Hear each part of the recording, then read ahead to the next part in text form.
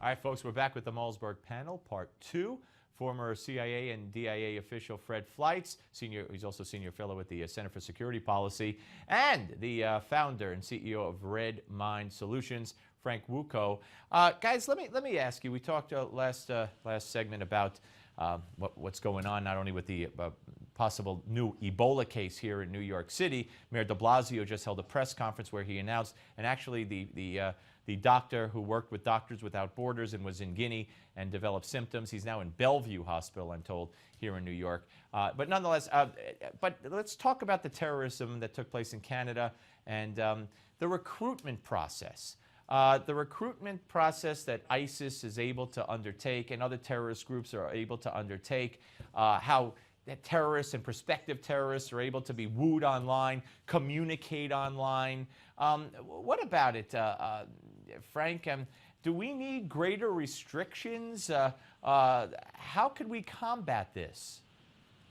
It's very difficult to combat, Steve. Not only does it take place online, but the best kept secret that isn't really a secret is that it also takes place in mosques and Islamic centers across the country and in various countries.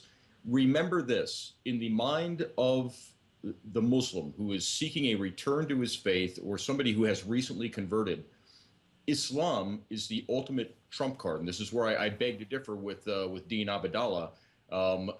Islamic law is rife, not just from the Quran, but from the Hadith and then from the four major schools of jurisprudence, that the call to jihad, and in the case of the previous argument, the call for death for apostasy is extremely clear in Islamic law. Once you have that trump card, I don't care if you're on the internet or in an Islamic center or in a mosque, the pathway to recruitment is very rapid. Yeah, I got to tell you something. I'm finding out now that this is totally off, but it's concerning me. I'm finding out, watching the closed caption on, I believe this is CNN, that the patient, the doctor who has Ebola or may have Ebola, took an Uber cab last night from, I guess, Manhattan to Williamsburg, Brooklyn, to go bowling, and I don't know if he took one back or not. For the first time in my life, last night or yesterday afternoon after this show and then last night, I took an Uber cab.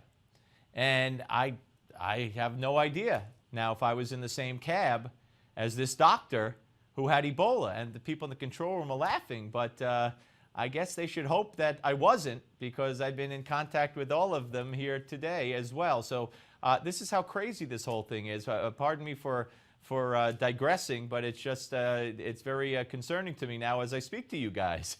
Could you see my concern, Fred? Yeah, Steve, stay away from me for 21 days, okay?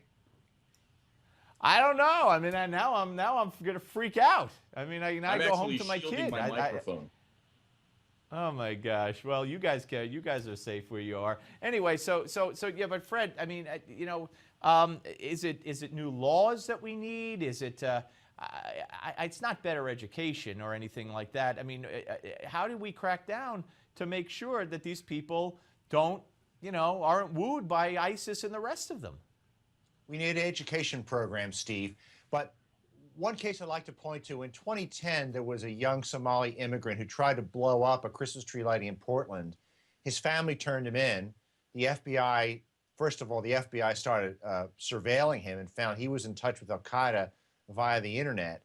And I think we had to alert not just Muslim families, but families across America of every faith, that this is a possibility, that if your youngster seems to be hanging around with a bad crowd or looking into radical ideology, some type of intervention is needed. Yeah, I would imagine so. And Frank, do you see that happening anytime in the near future? Oh, we see it happening right now. We just had 4 teenage girls arrested trying to go fight in Syria, departing from Denver. And I would just say that Fred is absolutely correct in the sort of the groupthink and the mob mentality of radical thought and violent thought. The one difference with Islam is that it departs the plane from ideology. This is a theology. This is something that the believers understand comes directly from God. So it transcends ideology. It's not Marxism. It's not it's not capitalism. Gotcha. Guys, I got to go. I got to stop at Fred Fleitz and Frank Wuco. Great to talk to you. We'll be back with Judicial Watch. Big announcement. Don't go away.